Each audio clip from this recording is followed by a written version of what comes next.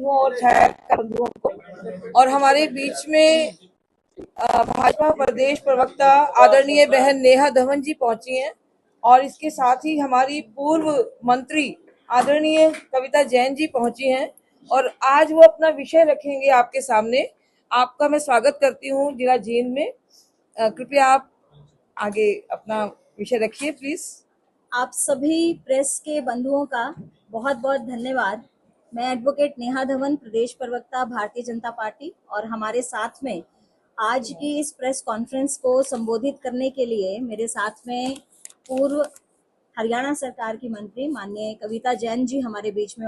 उपस्थित हैं और जींद की महिला शक्ति आपके बीच में उपस्थित है। मैं आपको कुछ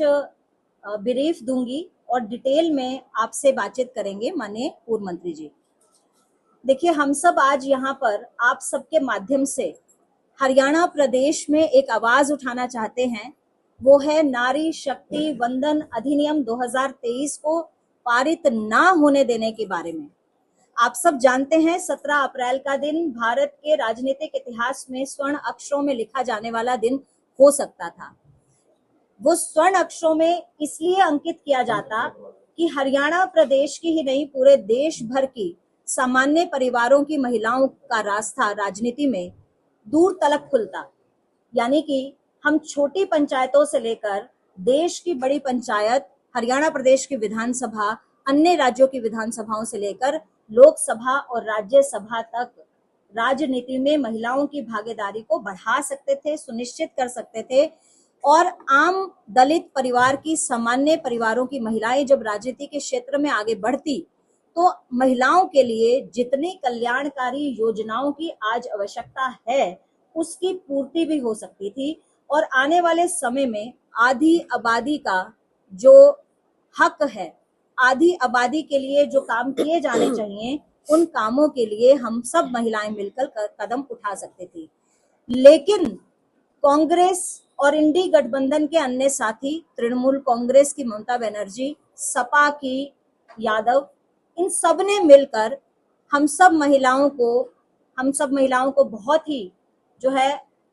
मायूस कर दिया और इस बिल को पास नहीं होने दिया। इस विषय पर आज हम प्रेस वार्ता कर रहे हैं और अब मैं माननीय पूर्व मंत्री माननीय कविता जैन जी से कहूंगी कि वो विस्तार से इस पर वक्तव्य रखें। सभी को, प्रेस के बंधुओं को बहुत बहुत नमस्कार। जैसा कि अभी आपको हमारी प्रदेश की प्रवक्ता नेहा जी ने ब्रीफ किया है, आज की ये जो प्रेस कॉन्फ्रेंस हम आपके बीच में बैठे हैं महिला शक्ति के रूप में, नेहा जी, हमारी डॉक्टर अनुराधा सैनी नगर परिषद चेयरमैन, नीरज गोस्वामी जी, कविता शर्मा जी, अंकिता जी, गीता जी, मैं इन सब के बीच साथ में आपके बीच में हम लोग यही बात रखना चाहते हैं कि संसद में जो 3 दिन का विशेष सत्र बुलाया गया था नारी जाति को उनका हक देने के, 2023 के अंदर जब नारी शक्ति वंदन अधिनियम पारित हुआ तो उस समय भी एक आस सी जगी थी कि शीघ्र ही आने वाले चुनाव के अंदर महिला शक्ति को विधानसभा चुनाव और लोकसभा चुनाव के अंदर उसकी भागीदारी मिलेगी। और एक उम्मीद के साथ ये अधिनियम संशोधन के साथ दोबारा से पेश हुआ और दोबारा से जब पेश होने की जब सूचना इस देश की आधे आबादी को मिली, 70 करोड़ महिलाओं को मिली, तो मैं समझती हूँ कि महिलाओं के अंदर एक अलग सा उत्साह था। एक ऐसा वातावरण देश के हर कोने के अंदर बना कि हर बेटी, चाहे वो किसी भी उम्र की हो, चाहे वो स्कूल गोइंग हो, चाहे वो कॉलेज गोइंग हो, चाहे वो एक आम महिला हो, चाहे वो हमारी हम उम्र हो या हमारे से बड़ी उम्र की भी माता बहन हो, उनके अंदर एक जाग उठी कि सही मायनों के अंदर जैसे भारत में की संस्कृति में कहा गया है, यत्र नार्यस्ति पूजन्ते रमन्ते तत्र देवता, या उससे भी आगे बढ़कर हमारा भारत का इतिहास इस बात से भरा पड़ा है कि भारत की जो स्त्री है उसने हर कदम पर लीड करने का काम किया है। तो एक उम्मीद बंधी थी, चारों तरफ एक जोश और जुनून था, हर बेटी सड़क पर थी और वो सड़क पर उतरकर यही मांग कर रही थी कि विपक्ष एकजुट होकर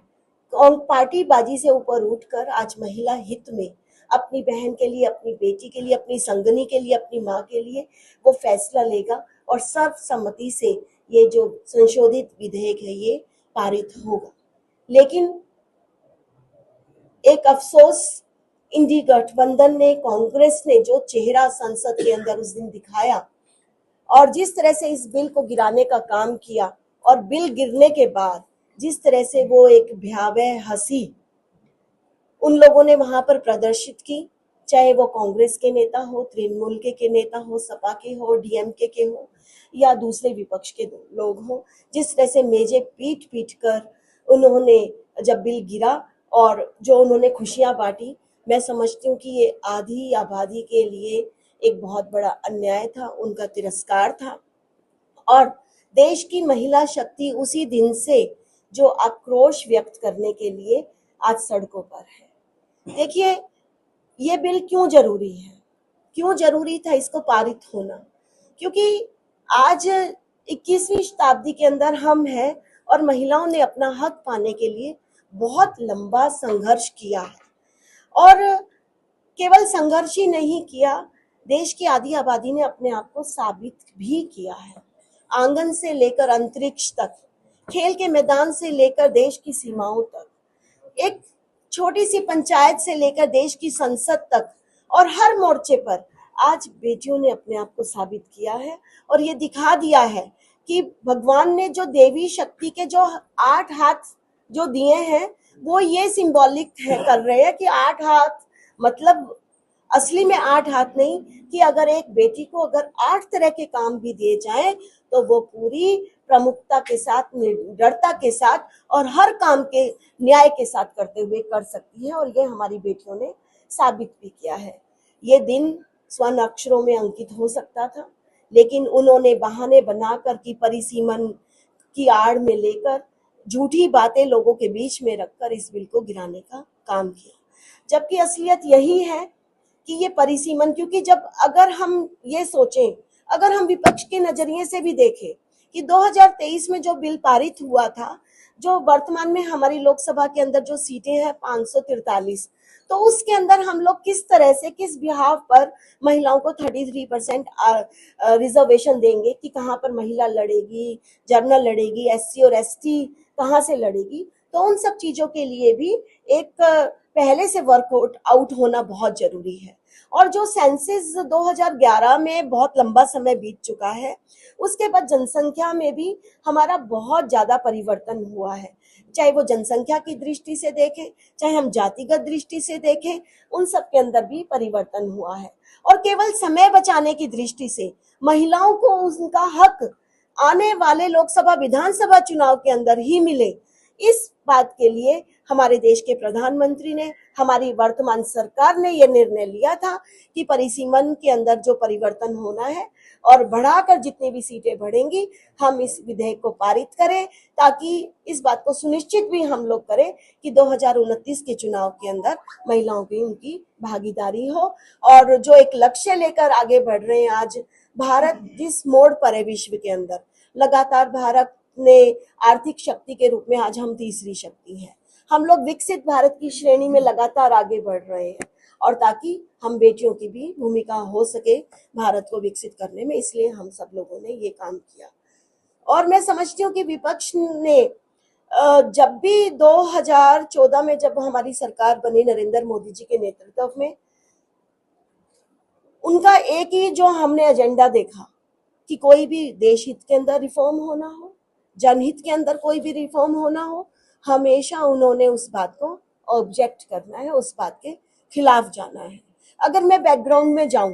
क्योंकि मेरा सौभाग्य रहा 2014 के अंदर जब केंद्र में सरकार बनी, हरियाणा में भी सरकार बनी और हरियाणा में मैं कैबिनेट मंत्री रही, और कहीं ना कहीं जितने भी रिफॉर्म्स हुए उन रिफॉर्म्स के अंदर मुझे भी, हमारी सरकार को भी काम करने का अवसर मिला। फॉर एग्जाम्पल, सबसे पहले 2014 के अंदर उन्होंने, हमारी सरकार ने क्या शुरू किया, हम उस समय केवल 20 करोड़ खाते थे 130 करोड़ की आबादी के बाद, जब जन धन योजना के खाते शुरू करे, उसका विपक्ष ने विरोध किया। उसके बाद जब डिजिटल बैंकिंग लेकर आए,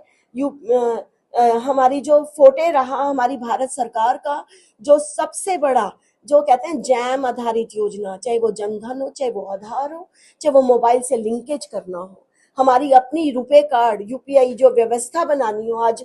विभिन्न देशों के अंदर विश्व में युद्ध का संकट है, ऐसी जगह पर भी अगर हम सुरक्षित खड़े हैं तो केवल हम लोग इस वजह से सुरक्षित खड़े हैं कि हमारे पास अपना बैंकिंग सिस्टम है, अपना पेमेंट सिस्टम है, अपना डिजिटल सिस्टम है। तो इन सब चीजों का भी उन्होंने लगातार विरोध किया। चाहे स्वच्छता की बात हो, उसका भी उन्होंने विरोध किया। महिलाओं के लिए चाहे जनधन आवास योजना हो, उज्ज्वला योजना हो, शौचालय बनाना हो, उन सब चीजों का भी उन्होंने मजाक बनाने का काम किया। 3 तलाक का भी उन्होंने विरोध किया, धारा 370, 35A का विरोध किया, अयोध्या जी में मंदिर जी का भी उन्होंने विरोध किया। यहाँ तक कि कोई भी रिफॉर्म, यानी विपक्ष का मतलब क्या है, कोई रिफॉर्म आना है उन्होंने विरोध करना है। सीए का विरोध किया, यूसीसी का विरोध किया, और उनका विरोध नहीं थम रहा। और मैं आपके माध्यम से आज यही निवेदन करना चाहती हूँ, आज न केवल सोनीपत की नारी, जींद की नारी, हरियाणा की नारी, हरियाणा की बेटियां ही नहीं, पूरे देश की बेटियों के अंदर ये आक्रोश है, और नारी का जो ये अपमान है नहीं सहेगा हिंदुस्तान। मैं यही कहना चाहती हूँ कि बेटियां इस बात को देखेंगी, बदला लेंगी। और हमारे प्रधानमंत्री नरेंद्र मोदी जी ने जिस दिन ये बिल गिरा उसी दिन शाम को राष्ट्र का उन्होंने संबोधन किया, और उन्होंने इस बात को हम बेटियों को आश्वस्त किया है अपने संबोधन के माध्यम से कि वो पुनः इस बिल को पेश करेंगे। और मुझे पूरी उम्मीद है प्रधानमंत्री जी के शब्दों से, हम बेटियों को ये उम्मीद है कि आने वाले चुनाव से पहले, 2029 के चुनाव से पहले, हम बेटियों को उनका हक मिलकर रहेगा। और ये बात आप जन जन तक पहुंचाने का काम करें, हर बेटी, क्योंकि हर जितने भी पुरुष यहाँ पर बैठे हैं, मैं सैल्यूट करती हूँ उन पुरुषों को भी, क्योंकि मैं इस बात को मानती हूँ कि जब तक घर का पुरुष, चाहे वो पति हो, पिता हो, भाई हो, सहायक हो, दोस्त हो, आज उन सब ने भी बेटियों को वेलकम किया है, बेटियों को आके बढ़कर समाज के अंदर जो बीच के समय में, क्योंकि बीच के समय में मैं इसलिए कह रही हूँ क्योंकि पुरातन समय में बेटियों ने हमेशा लीड किया, लेकिन किन्हीं कारणोंवश जैसे जैसे समय बीतता चला गया, हमारी बेटियों की जो स्थिति है वो बिगड़ती चली गई। लेकिन फिर से हमारे पुरुष समाज ने भी इस बात को समझते हुए हम बेटियों को आगे पंख पसारने के लिए वक्त दिए और समय दिया, साथ में लगे, और हम बेटियों ने उस बात को अपने, जब उन्हें पंख खोलने के लिए आसमान मिला तो बेटियों ने भी अपने आप को साबित किया है। तो हम सब मिलकर, आप और हम सब मिलकर इस बात को जन जन तक लेकर जाएं, ताकि हम बेटियों को उनका हक मिले और ये शीघ्र ही ये कानून बने और बेटियां संसद में, विधानसभा में, लोकल बॉडीज में, पंचायत में पहले से ही हैं, मिलकर, क्योंकि बेटियां जो विकास को जो समझ सकती है, क्योंकि हमने देखा है, क्योंकि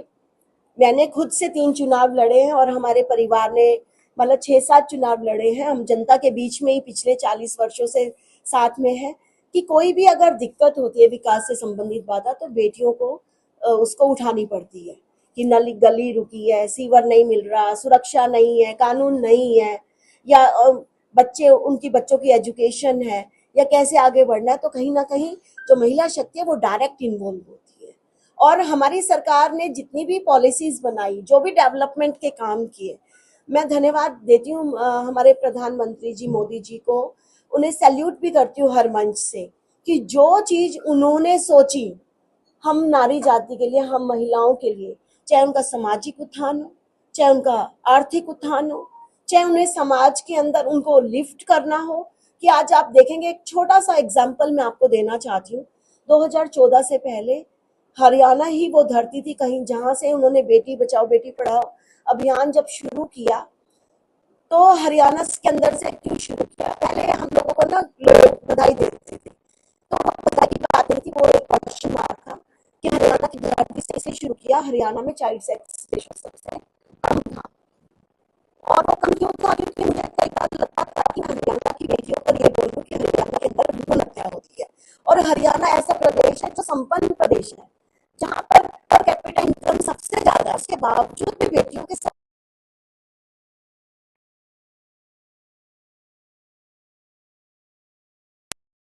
या मैं किसी दूसरे राज्य में भी गई तो एज ए WCD मिनिस्टर वहां पर सबसे पहला क्वेश्चन मेरे पास ये किया जाता था कि हरियाणा में ऐसा क्या है, और मुझे शर्मिंदा होना पड़ता था। लेकिन आज हरियाणा के उसी में धरती पर आज हर घर में बेटी का स्वागत होता है,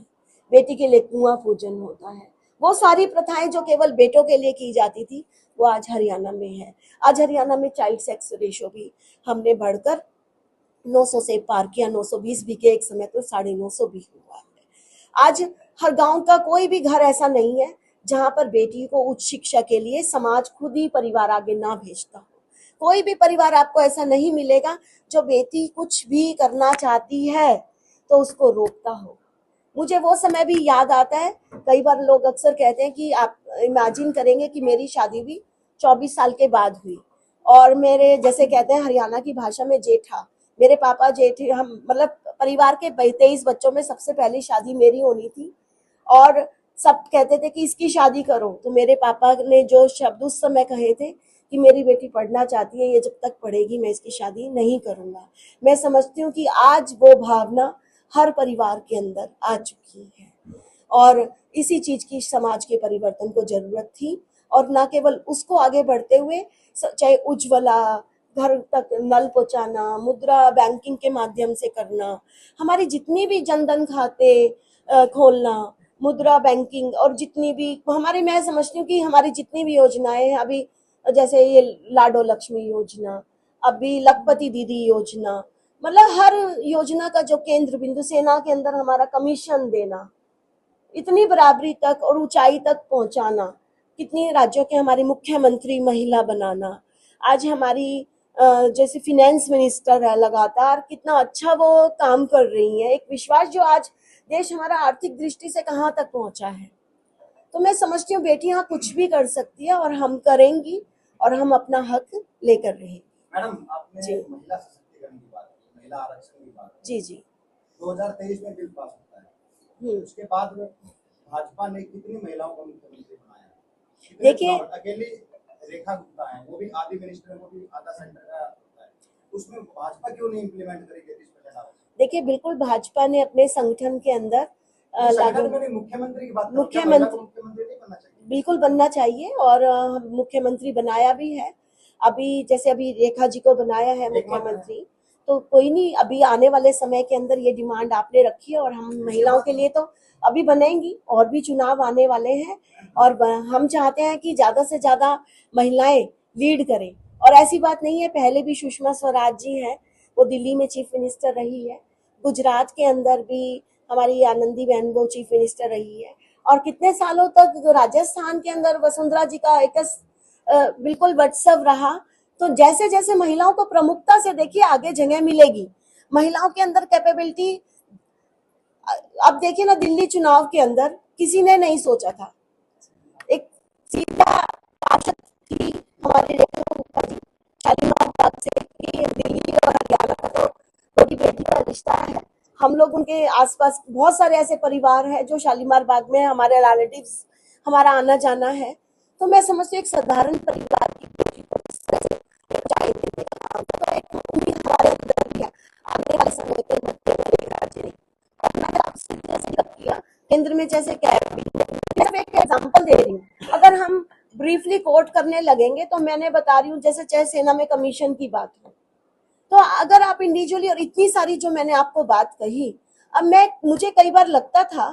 कि जब स्वच्छता अभियान या टॉयलेट जब बनाए गए, जो विपक्ष के लोग हंसते थे, तो मैं ये सोचती थी कि कितना उन लोगों ने देश की महिलाओं को 60 साल तक राज किया, और देश खुले में शौच, महिलाओं को शौचालय नहीं। आज आप चले जाओ ना, कहीं पर भी जाते हो, आपको कोई भी पेट्रोल पंप पे आज टॉयलेट पे आप ताला नहीं मिलेगा।